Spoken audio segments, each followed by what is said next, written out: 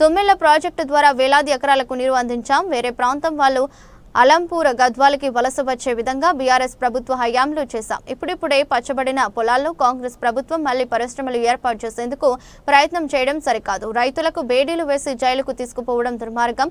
దొంగల లెక్కన రైతులను చూడటం బాధాకరం. అణచివేతలను ఎదిరించే స్వభావం తెలంగాణ ప్రజల రక్తంలో ఉంది. కేసుల పేరుతో అరాచకం చేస్తే ఊరుకునేది లేదు. అధికారుల తీరు ఇదే విధంగా ఉంటే 12 గ్రామాలకు 1200 గ్రామాలు అండగా వచ్చి పోరాటం చేస్తారు.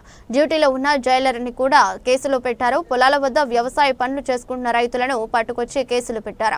తప్పుడు కేసులను నమోదు చేశారు. పంటలు పండించే చోట పరిశ్రమ వద్దు, వెంటనే రద్దు చేయాలి. రైతులపై పెట్టిన తప్పుడు కేసులను ఎత్తివేయాలి.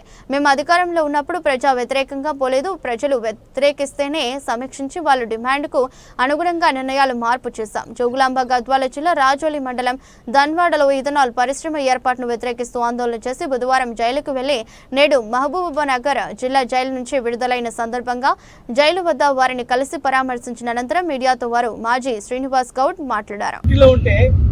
డ్యూటీలో ఉన్న జైలర్ నార్కల్లో డ్యూటీలో ఉన్నటువంటి జైలర్ పేరు ఊరున అయినంత మాత్రాన జైలర్ పేరు కూడా ఏతులుగా పెట్టిండ్రు.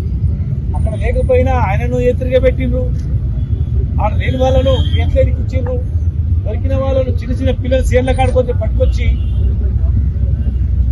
పోలీస్ స్టేషన్లో పెట్టి కేసు పెట్టి జైలుకు పంపిండ్రు. జైల్లో ఇలా జైలు నుంచి కోర్టుకొస్తే బేడీలేసి దొంగల మాదిరిగా బందిపోటు మాదిరిగా భయపెట్టించారు.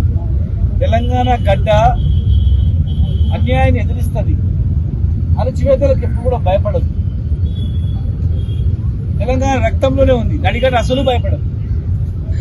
వీడు బేడీలేసి భయభ్రాంతులకు గురి చేసి ఉద్యోగులను కూడా కేసులు పెడితే మాత్రం వాళ్ళు భయపడి ఎందుకు పోతారంటే పొరపాటు.